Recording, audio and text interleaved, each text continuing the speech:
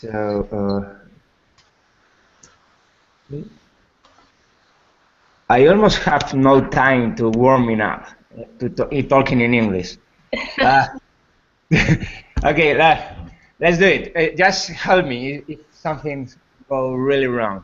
Okay, no problem. Your English is great, so we can just go ahead and get started. Thank you for watching our show. This is our 12th episode of Liberty in Europe, and today our guest is Daniel Fernández Méndez, who is the Director of Market Trends at Universidad Francisco Marroquín in Guatemala. And today we wanted to discuss a little bit of his work at Market Trends and also a recent paper that he's writing about the crisis in Cyprus. So thank you very much, Daniel, for coming on. No, my pleasure. Thanks. So Daniel, our first question that we like to ask every guest that comes on our show is, have you done anything recently in the past year or so to help advance the cause of liberty in Europe? Well, that's a great question and a really ambitious one. I think that all the things that I've done to the cause of liberty maybe is just to point out how in how bad shape is or is not right now, but it was the banking system in the European Union. And one of my recent research is about Cyprus and how this very little country almost take down the euro and spread a really huge crisis in Europe in the early 2013. So, well, I don't know if it is so much to spread the liberty. Maybe it says it's not so ambitious, my research. Oh, no, that's really great. I just think that it would be wonderful to read your paper about Cyprus so that we could learn a little bit more about maybe the Greek crisis or possibly other crises that might impact Europe pretty soon. That's really helpful. Yeah, it's really important. So you've also studied at a few places. Can you tell us about that? Yeah, you've studied in the University King Juan Carlos under the legendary Huerta de Soto. How was that? Well, that's really great. That was really great. Indeed, I'm still in the master, not in the master, in the thesis, in the PhD program with Huerta de Soto. So I'm still his student. Now my PhD dissertation is about Cyprus. So yes, is my thesis leader, I think, is the thesis doctoral advisor is Huerta de Soto and Juan Ramón Rayo, and well, I'm still a student. And sorry. Go ahead. Would you recommend this program for other people? If you had the chance to do it all over again, would you do the same PhD program? Yes, without any doubt. I mean, if you want to learn something about Austrian economics, you have to go to Madrid. If you speak in Spanish, you have to go to Madrid or to Francisco Marroquín University, where I'm working right now. Or if you are an English native speaker, maybe to George Mason or Mises Institute. But there is very few places to go in the world, and I think that this program with Huerta de Soto is one of them. Well, to my best knowledge, is one of the best. So, yeah, without any doubt, if you have a good level of Spanish, or even if you want to learn a little bit of Spanish alongside with Austrian economics, it's a really good place to go. And of course, Madrid is a lovely city, so this is another reason to go. I'm sorry, were you going to say something, Andreas, before? I was just going to ask the same question, actually. Was going to make the point that there are really, indeed, very few places where you can study Austrian economics. So you've also been to the other well-known place for it, which is the Universidad Francisco Marroquín. And how is that? How does it compare to King Juan Carlos? Well, Rey Juan Carlos University is not a libertarian university. Uh, it's not a place that where you can feel it. This Austrian economic tradition. All that you have it is the Huerta de Soto department. That is the one that is really libertarian. Is the one that is so much embraced the Austrian economics. But in the Universidad Francisco Marroquín, everything is about libertarianism or Austrian economics. I mean, you have here the Ludwig von Mises Library, so or the Hayek Auditorium, or even the Milton Friedman Auditorium. I mean, everybody here has a meaning for the cause of liberty, and one of the key features of the Universidad Francisco Marroquín is that here every student has to learn something about Mises, about Hayek, and even a medical student has to learn the basics of economics, and the things that we are teaching them is the basic of Austrian economics, because well, we think that this is the maybe not the right one, but the interpretation, the economic interpretation that explains more to the students. Well, this is without any doubt an entire university. Maybe it's unique in the world. This is an entire university that is that so much embrace the cause of liberty and also the cause of Austrian economics. Oh, that sounds really awesome. Yeah, I've known a few students that went to Universidad Francisco Marroquín, and they've all said that they really, really loved it. Just a really great experience. So that's really cool. Do you currently teach any classes at University Francisco Marroquín, or what do you do there? Well, I'm teaching right now 2 courses of introductory economics, Econ 101 and 102.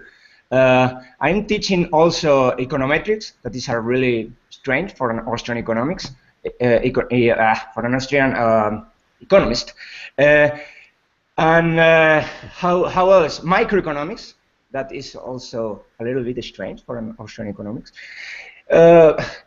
What else? I'm teaching the subject of Austrian economics for the students of econ. And what else? I know that I have a couple of subject more. Economic seminars, several economic seminars. So, well, more or less a monetary theory class also. Well, whatever they send me that I have to do, I do it. Nice. So at Universidad Francisco Marroquín, students learn. Would you say that students learn about Austrian economics, but they're also exposed to maybe mainstream economics, like post-Keynesian or neoclassical methods? Yeah, without any doubt. They have to, at least they have to learn the language. Right. I mean, if you are able to grasp another traditions and you compare between them, I think it's a really good thing that can happen here. Of course, a medical student, we don't torture a medical students or students of another area with Keynesianism or with another branches of economics.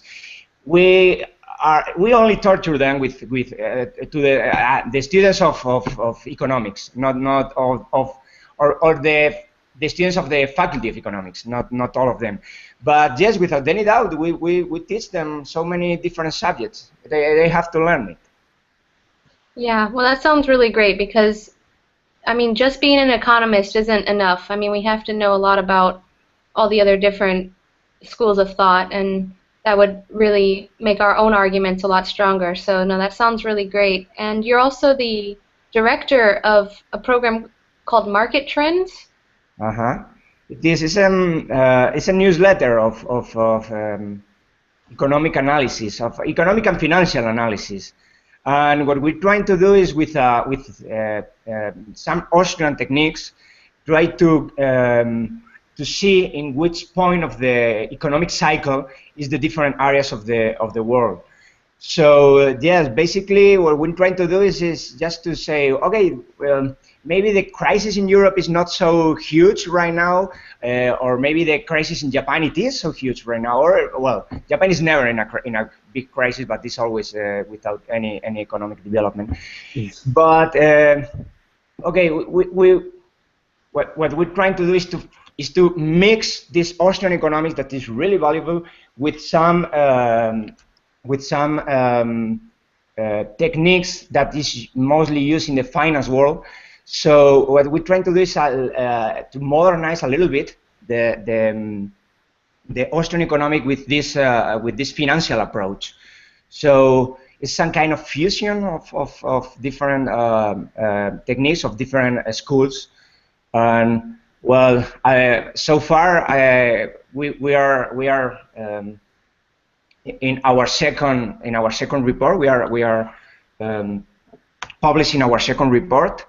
So and one of the things that we are saying right now is that the economic situation in the world is not so bad as everybody is pointing out. Usually, the Austrian economists, we are usually really pessimistic. I don't see why we have to be always so pessimistic. Of course, there is a huge government always trying to hamper the market, but finally the market usually imposes. So I think that is one of the key features right now, is that one of our bets is that the economy is not going to suffer because this financial turmoil. So well, this is at least our general view of the economic situation right now in the world.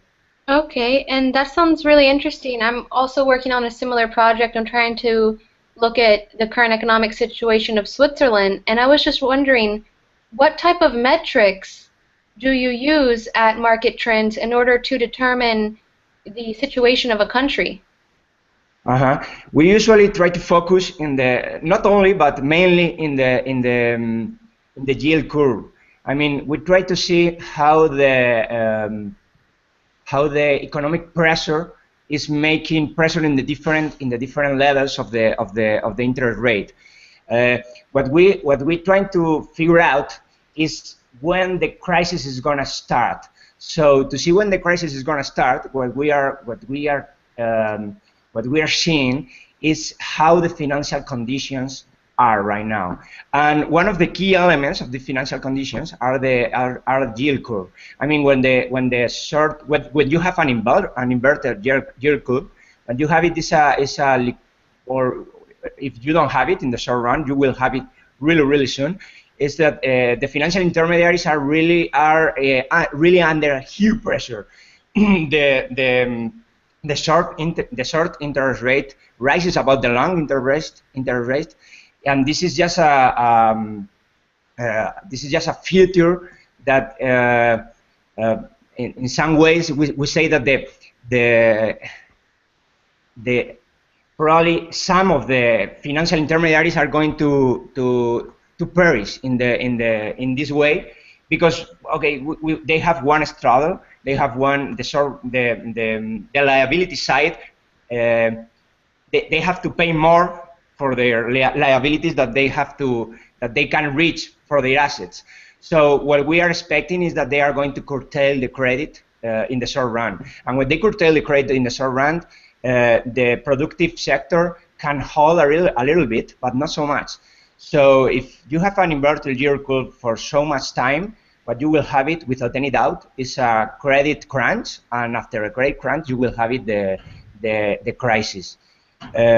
So maybe what we are doing with this yield curve indicator, or mismatch maturity indicator, if you want to call it that way, is that just completing or just adding something else to the traditional Austrian theory of the trade cycle, that usually focus only on the interest rate, just interest rate, and we are trying to focus on the different levels of interest rate all alongside the yield curve. So I think it's a little bit more.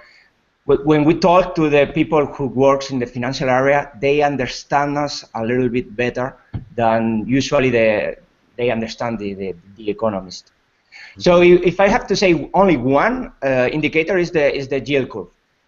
Okay, well that gives me a lot of questions. One, I was wondering, okay, why would the short-term interest rate rise above the long-term interest rate? Because usually we would think that long-term loans are going to be more risky than short-term loans. Therefore, we would think that the long-term interest rate should be higher. But what would make the short-term interest rate rise above the long-term interest rate? Okay, what you have it is that usually all the economic agents in the economy, they usually try to see how their cash inflow. They usually see at their cash inflow and their cash outflows. So they're trying to match a little bit between them, because if you don't match them, for sure you will have you will have to roll over your liabilities always, and this is a really huge risk. So usually, when you look at the balance sheets of other areas in the economy, of almost all the areas in the economy, their balance sheets are more or less equilibrated. I mean, they can have the means to pay more or less in time more or less in time to their cash commitments. But this is there is one huge area in the economy that they don't do that. It's the banking sector, and they don't do that in a really huge way. I mean, they have a really huge maturity mismatch. That it's nothing but what they are doing is to invest so much in the long run, so they don't expect to have so much their resources in. They cannot afford to have access to their resources because they lend it in the long run. But all their liabilities, not all of them, but most of their liabilities are in the really short term. So what we have to ask ourselves is, why is this happening? Why is the financial sector special? And what we claim is just because of the incentives that introduced the central bank. I mean, one of the key features of the central bank is that they are this last how you call it, this last resource of liquidity. I mean, when you are in trouble, they say, okay, you will have fresh loan here, you have new liquidity here, so you don't have to worry about liquidity. And I think that this is one of the key reasons why all this financial sector is so hugely invested in long-term loans, not only long-term loans, long-term securities. But when they do that, what they have it is what they are doing is not only doing that in the financial sector, but the financial sector is nothing but is one key that is one feature that in some ways the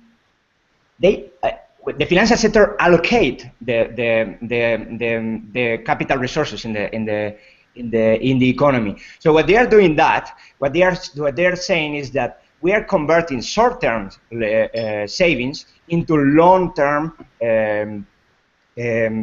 capital structures. When they do that, what they are doing is to heavily overinvest in long-term capital and infra-invest in short-term capital. And the typically crisis here is a crisis when the working capital is so few that cannot feed anymore the enormous accumulation of fixed capital. And what we are seeing here is that, for instance, in 2007 or in the 71, we have a huge shortage of raw materials. And this is just because the funds of the financial sector goes to the really long-term capital structures, and they tend to infra-invest in short-term capital structures. So when finally when the central bank appears, they can save without any problem, or more or less without problems, the financial structure. They just give them fresh loans, and there is no problem. They can save this financial sector, but they cannot save the entire capital structure in the society. So we think that the central bank is the one that is behind these practices, and is the one that is causing the economic crisis in a really similar fashion that the usual Austrian economic theory of the trade cycle, but it's a little bit changed. If you are familiar with the traditional theory of the trade cycle, what we are saying is that the capital incentives or the capital theory remains almost the same, but the way in that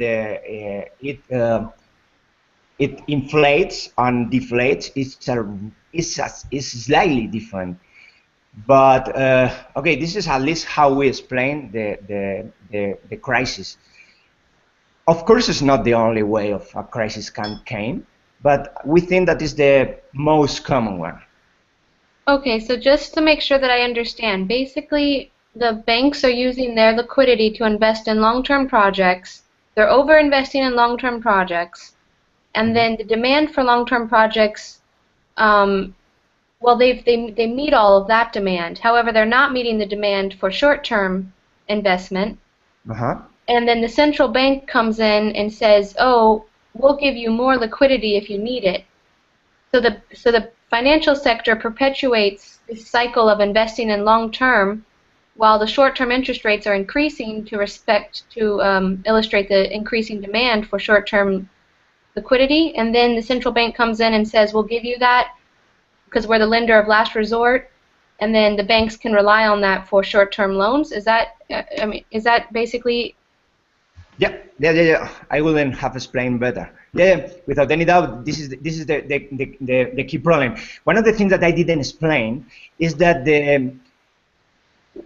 which one is the incentive of the financial sector to go toward the long-term investment and not the short-term investment, and is that usually the yield curve has a positive slope.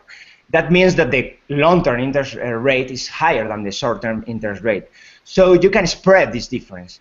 But if you are going to spread this or to take advantage of this spread, you have to take in mind that this is a really risky behavior.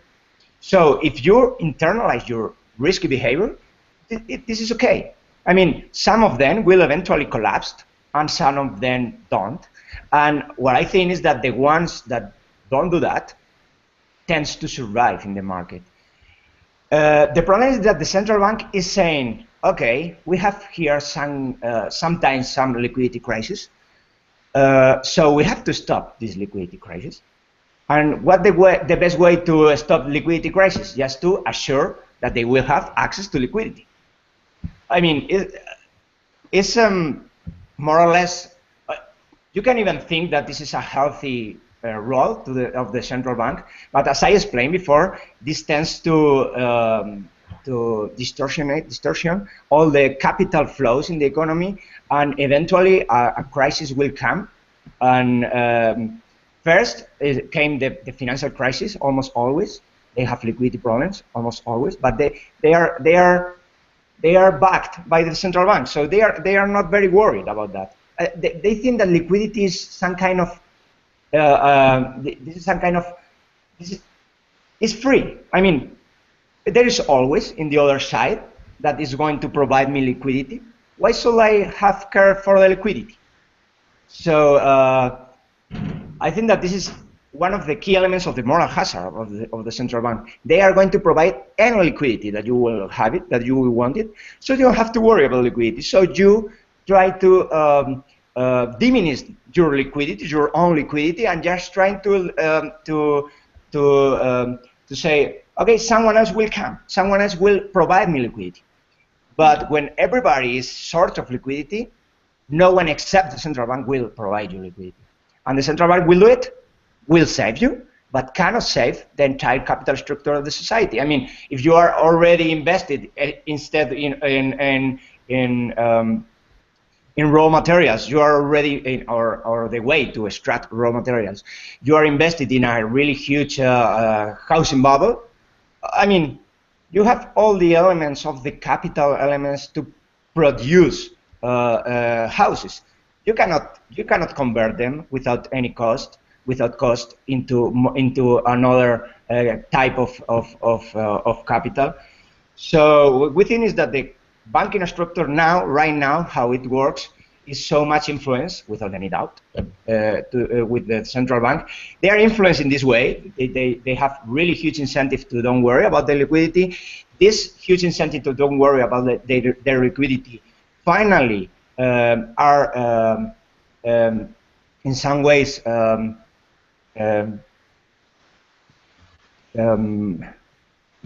influence the capital structure. The capital structure is not a liquid one, and the capital structure is so heavily invested in long-term capital project, and really invested in short-term capital projects. And they do it just because the long-term interest rate is usually higher. I mean, you have a risky attitude, and this risky attitude is not faced by yourself. It's faced by someone else, eventually taxpayer or the holder of the currency. Right. So that was the other point I was going to ask, because so the central bank is providing liquidity, but it's at the expense of the taxpayer or the holder of the currency, because the central bank is going to use inflation in order to provide liquidity. So therefore, the holder of the currency is going to be hurt. So sometimes I hear the argument in the U.S. that banks are too big to fail, or that a certain firm is too big to fail, so they will bail out a bank because it's going to do more for the economy than to let the bank fail. Like that would hinder the economy so much. However, I think that they don't really mention how they're going to bail out the economy, which is by hurting holders of the currency. Well, there is no clear way out now. I mean, there is a saying in Spain that you say you cannot make an omelette without breaking some eggs. So I think that what we have it here is that in some points you have to introduce the incentives to take care of their liquidity. If they are not going to do that, you will always have this crisis problem. So okay, what we are saying is that when some of these financial intermediaries collapsed, there will be people that are going to lose their savings. And yes, that's true.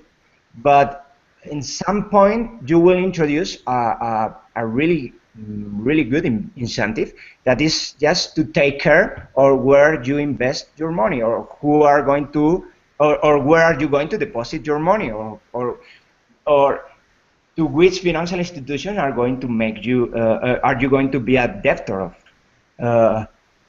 So basically, right now, when the people are going to, when people are going to buy a car, they really so many different cars. They read about different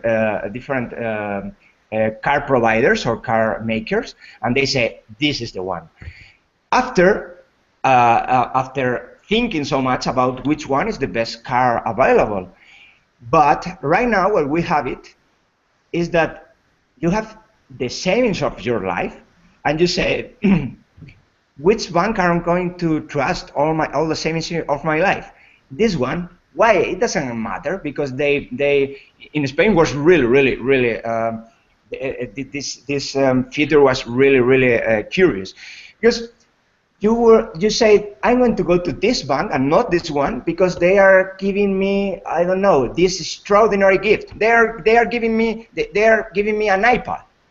So you are making your entire net worth, or not net worth, your entire cash holdings. You're saying this bank because they are giving me an iPad. I mean, this is clearly not really reasonable.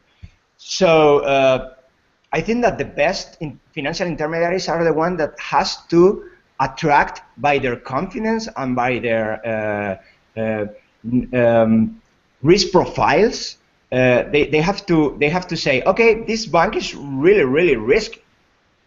If you want to came here, we are going to give you an extraordinary interest, but you should know that our investment are these ones, and you are not you are not safe against any losses because you cannot externalize the bad you cannot externalize your bad decisions. So it's quite different of what is happening right now. Right now, everybody's saying we are really safe.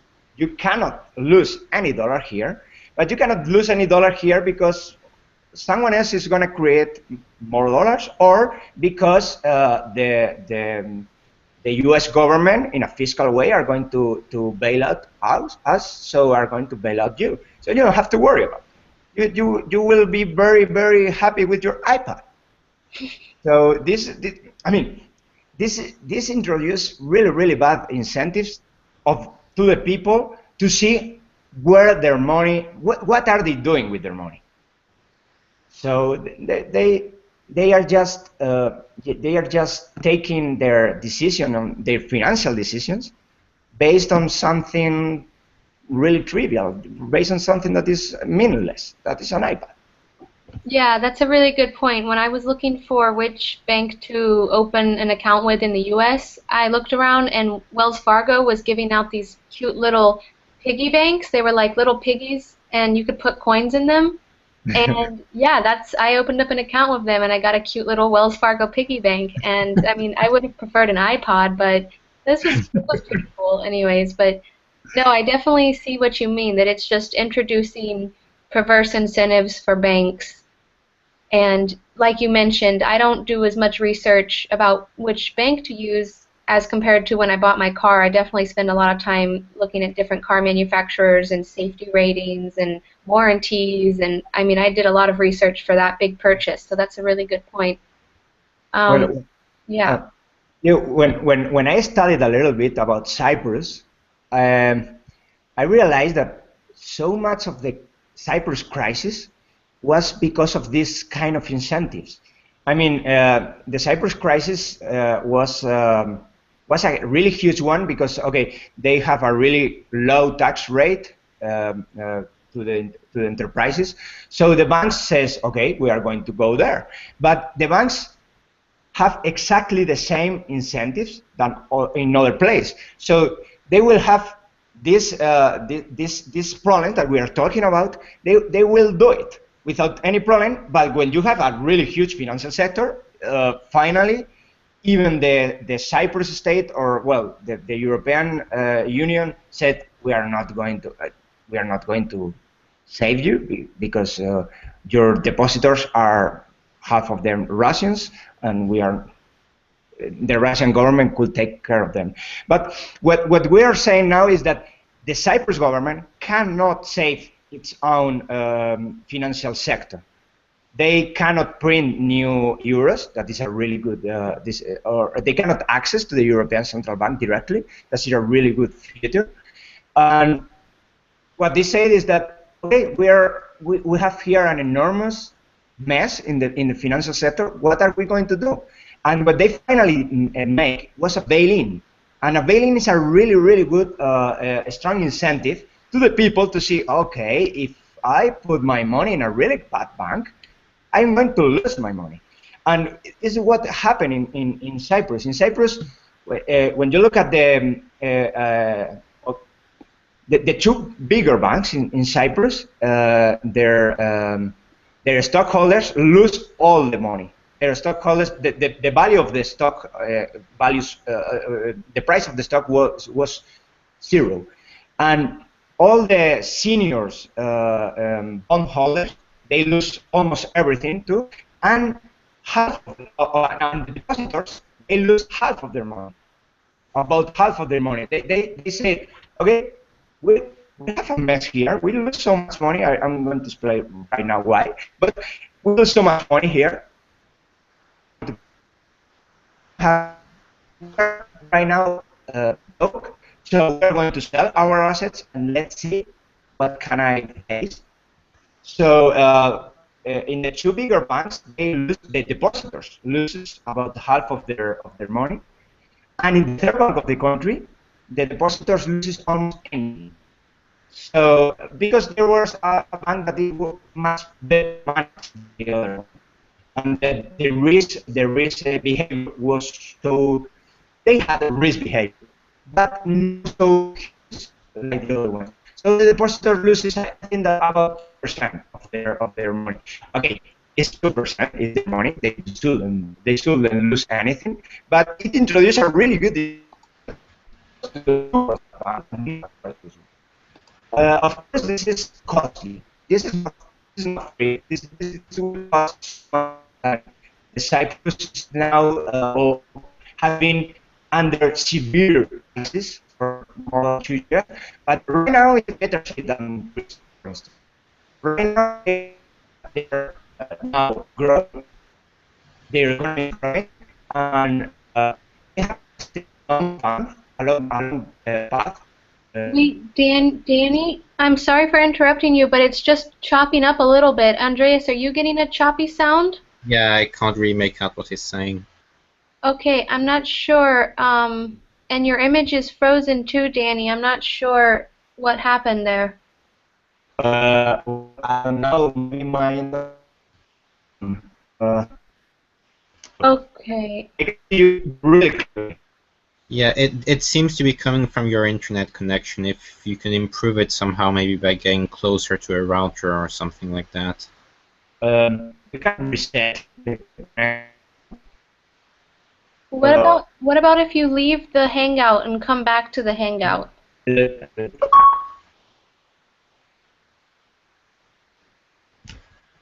Okay, well, sorry for this short interruption. But yeah, this is really interesting though, because it's interesting to see, I mean, kind of use these metrics for the US so people in the US can see what's going on.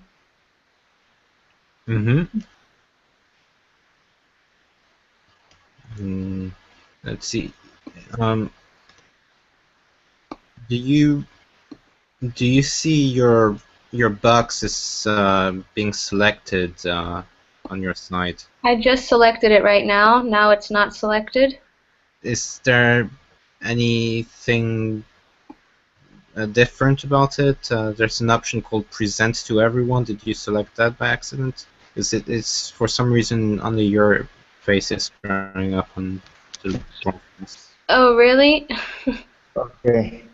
Let's see if it works now. Oh yeah, we can hear you fine now. Perfect. Great.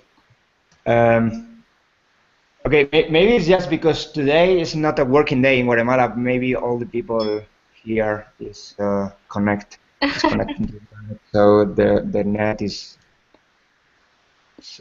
not so good now. Well, I can see you clearly now.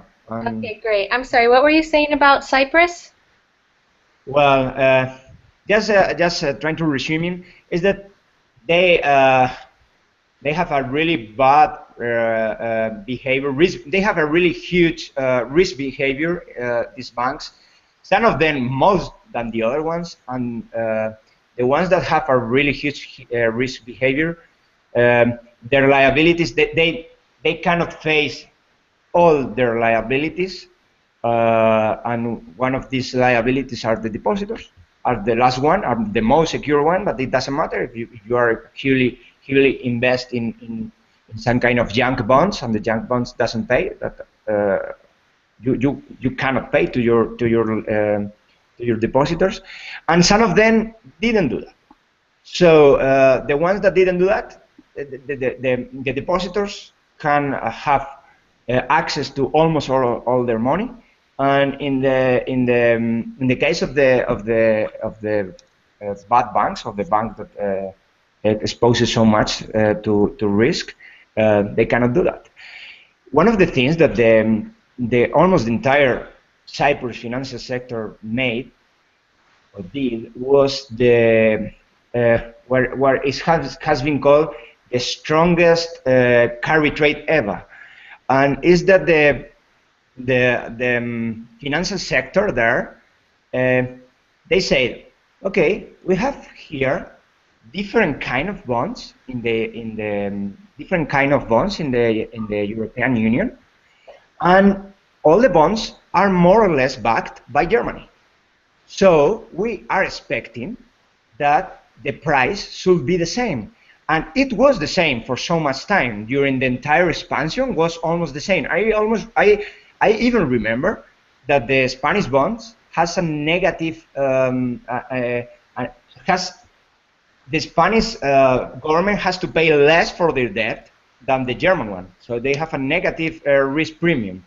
That is not, well, incredible. Yeah. It's a little bit incredible. We're not talking about Spain, but it happens more or less the same with Greece.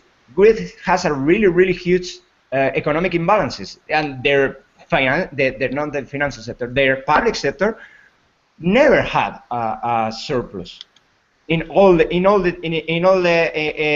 since they got into since they were part of the Europe since '99. They don't have a surplus. So it's not a really good reason, a really good market reason to see, okay, the German bonds are exactly the same, has exactly the same yield as the Cyprus Cyprus too, but the Greece bonds. So when the first moments of the crisis started, we can see how the yields of the different bonds started to separate. And started to, the Greek ones or the Cyprus one or the Spanish ones started to pay more. They have a risk premium against the German bonds. What everybody was expecting is that Germany will always be backed, or Germany or the European Central Banks, or that's the same thing that we are saying. Someone else will be behind. So what I'm going to do it, and almost the entire financial sector of the European Union do it for at least a couple of years, is just started to buy these troubled bonds and started to take short position on the stable ones. I mean, you are financing yourself with German bonds. This is your short straddle, and you are investing in your long straddle. You are investing in the Cyprus bond, in the German, in the Greece bonds, in the Spanish bonds. So almost the entire financial sector in Europe did that. Mm-hmm. What finally happened? That it was you have here two features, that this spread didn't narrow. It the other way. It widens. So when you have to pay more for your liabilities, you have the German bonds losing, going up in price or going down in the interest rate, and you are invested in. This is your short position. I mean, you have to pay over that, and your long position is the other way around in the Greek bonds that are losing value, that are their price are going down or their interest rate are going up. So by 2012, the almost the entire banking sector in Europe was in the verge of breakdown, of entire breakdown, just because of that. Not because of that, they have more imbalances like the housing bubbles, but this one almost wiped out half of the European sector, financial sector. Even the countries that were invested in Greek bonds, they have to suffer not only because of that I'm explaining, but also because the Greek government debt was impaired. I mean, the Greek government says, okay, I cannot pay that, so I'm not going to pay to you. And if you are a bank that you are saying, okay, this bond this Greek bond is gonna, in the end, is gonna value exactly the same that this German bond. So when you are invested here and this one is not going to pay you, you are in really big trouble. And this is what happened mainly not only in Greece but also in Cyprus. The Cyprus financial sector was so huge that the Cyprus government bond wasn't enough. I mean, they say, okay, we have here enormous amount of money. What are we going to do with that? Okay, let's do this carry trade in bonds in Cyprus. But when they did it in Cyprus, they say, okay, but we need more. We don't have enough. And Cyprus is a country that has strong ties with at least the western part of Cyprus has a strong ties with the Greek, with mainland Greek. So what they say is okay, we are going to go over there and do it exactly the same government this carry trading bonds. We are going to do it with the Greek bonds. Okay, so they did it, and finally the Greek bonds default in almost 75% of their value. So they make a really huge hole in the balance sheets of the financial intermediaries in Cyprus. Their rescue package that the several rescue package that the European Union sent to Greece has a special chapter dedicated to the financial sector. They say, okay, you are going to impair your debt. Your financial sector is hugely invested in your debt, so you have to, or not you, the European taxpayer has to face that too. So what they did it is to say, okay, the Greek depositor is going to be bailed out alongside with their government. But the problem is that the Cyprus one wasn't. So what they were facing was, okay, you have a bank that was invested in Greek bonds. These Greek bonds didn't pay, and everybody else in the financial sector who suffered about this was granted with a bailout, but not the Cyprus depositors. So the Cyprus depositor says, or not the Cyprus depositor, the Cyprus financial sector says, okay, what is going to happen here? I mean, you impaired your debt. I cannot pay my debtors, and my debtors are my depositors. So really, in a really short notice, like 3 or 4 months after their Greek impairment, they asked for financial aid to the European authorities. But this in this moment, the European authority says, you know, you have a really risky behavior. Why did you that? So we are not going to save you. And I think that this is how I explain, in the same way that I explained earlier, this is a really good incentive. But it's a little bit unfair for the Cyprus people, because you are not playing with the same rules that the Greek ones. The Greek ones was safe, and you're not. So they complain about this, and they have a little bit of, I mean, they have a point at least. But I don't think that this is a good reason just to save to you. I mean, you have a bad behavior. Just because everybody else is having a bad behavior, it doesn't make your bad behavior a good one. So finally, what happened is that the banks that were less invested in these government bonds were able to pay to their debtors, and the banks that were hugely invested in these Greek government bonds cannot do that. Right. Well, we just have just under 10 minutes left, so if any members of the audience have any questions for Dani, you should write your question now in the chat box, and I'll transfer it to him. I have a question before we switch topic. Yeah. You have a question on this topic, Andreas? Sure, but you can go ahead.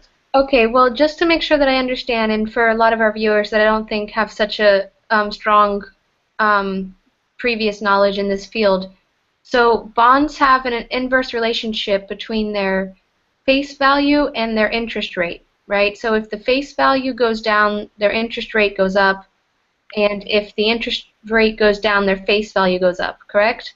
That's right. Okay, so basically, you mentioned that people thought that Germany or the European Union was going to back these bonds that were sold by the southern countries in Europe, and so people thought that they were as safe as German bonds. So they thought that the interest rate spread between German bonds and, say, Greek bonds would narrow. Uh-huh. So they invested a lot in bonds from Greece and Cyprus. However, That's right. you said that the interest rate didn't narrow. The interest rate widened, It or widened. at least from 2009 to 2012. I mean, Okay. the thing is that everybody thought that the European Union, maybe it's not fair to say just Germany, the European Union will be backed this bond. I mean, we are now a currency area, and this currency area has a currency or a monetary authority, and we cannot. Everybody was playing something like they are not going to let down any country. They are not going to do that because they will be against their own interest.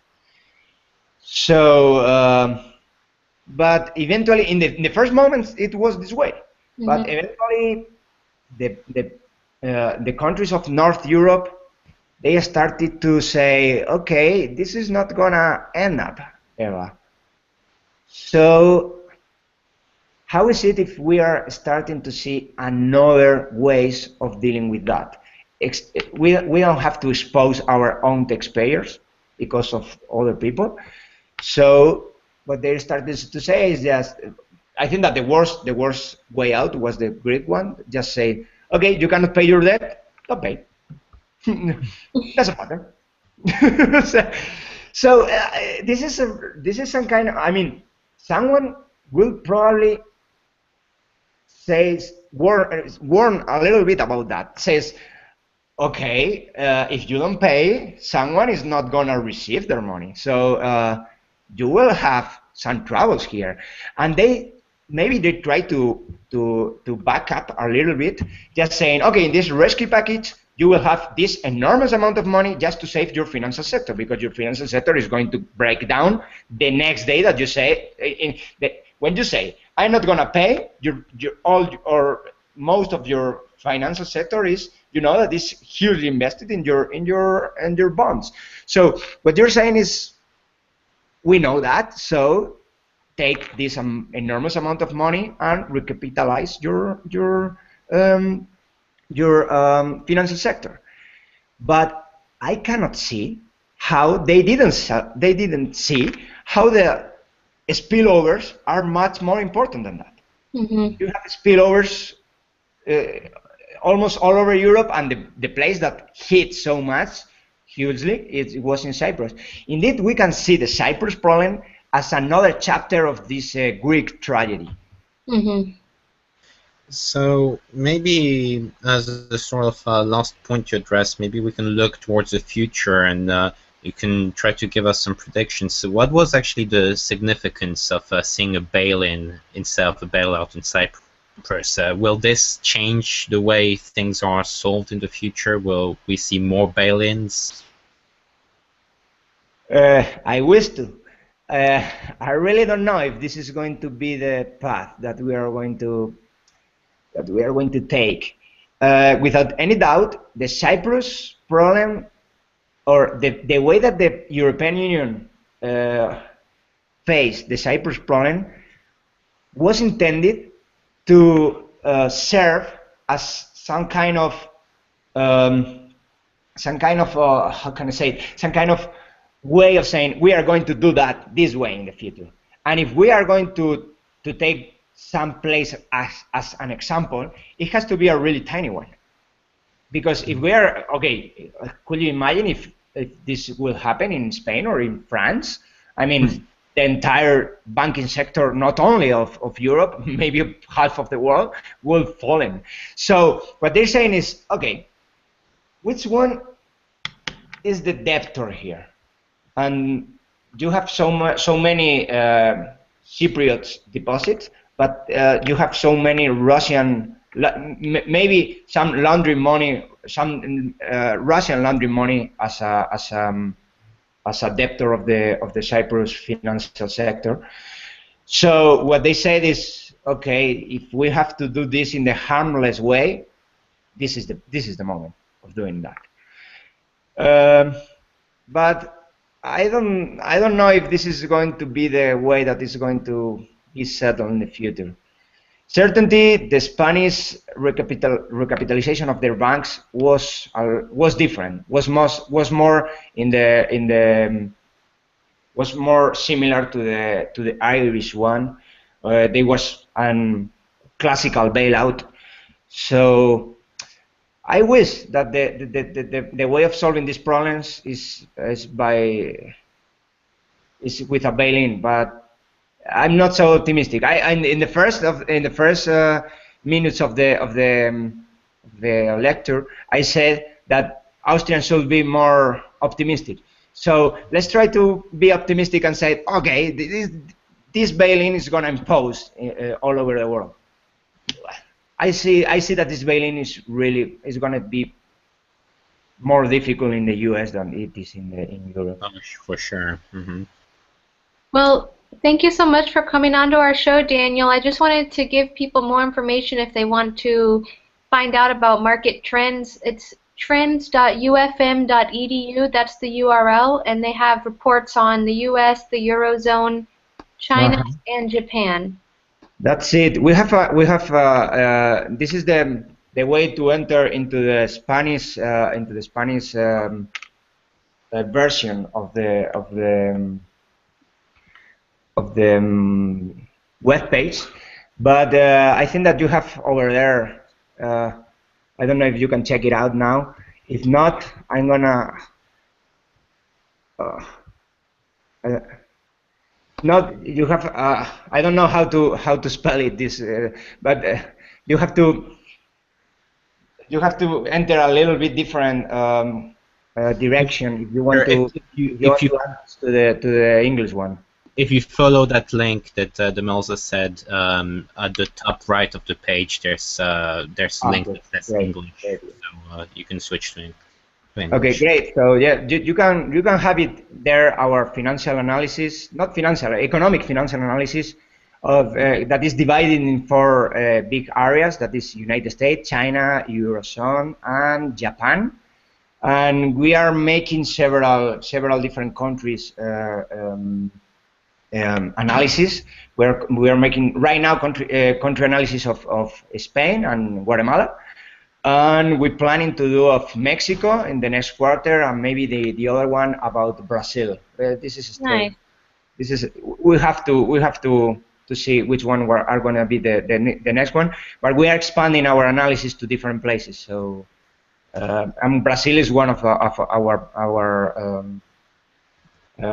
main areas of interest. So yeah. Great. Well, thank you so much, Daniel, and we look forward to seeing more of your work. Best of luck. Thank you so much. I will be. It was a really beautiful interview. Thank you for it. Thank you for your great answers, Daniel. Yeah. Thanks. Bye bye. Thanks everyone for being here, and see you next week. Yes.